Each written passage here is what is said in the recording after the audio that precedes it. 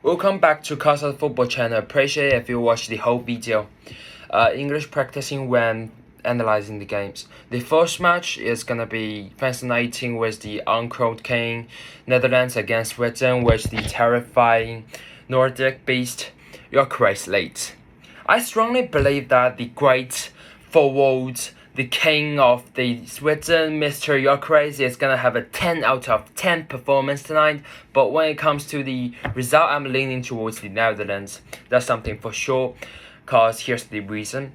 Though the Netherlands didn't look great in the warm-up games, but they will force a draw in the opening game. But they still have a high potential power on the scoring goals.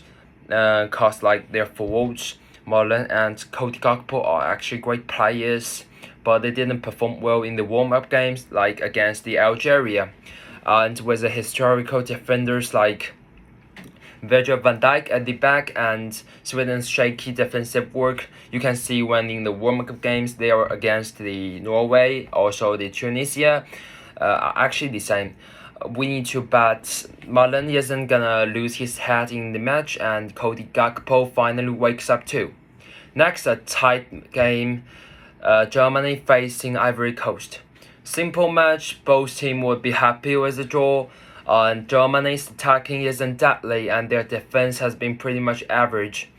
They should match up well against Ivory Coast so forwards and fairly solid defensive setup. A draw looks likely. Some people say that there's something in the background for this match, but I think they're gonna just show their 100% status. But I think like Havertz, he's not a sharp shot, so maybe it's gonna be a draw.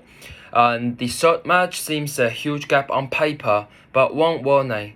Ecuador isn't some team which tends to produce high-scoring games, so less than 3-0 is recommended. Because in no matter the qualification matches or the warm-up matches or the first match against the Cote d'Ivoire, they didn't score a lot of goals, and they are not a high-scoring team, such a high-scoring team, right?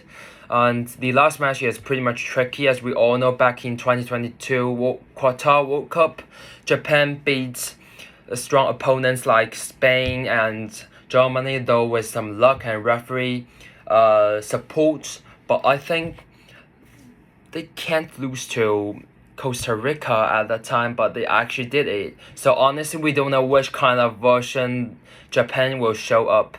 That said, if we taking real capability, like we just consider their real ability, Japan 1-0 win is the right call, because like they always do that to some weak teams. They are not gonna show their 100% status. And there's the news that Tunisia has just changed their coach after the match 1-5 against Sweden. So maybe their formation has fallen apart. Going with Japan feels safer. Alright, it's today's conclusion. Thank you for listening.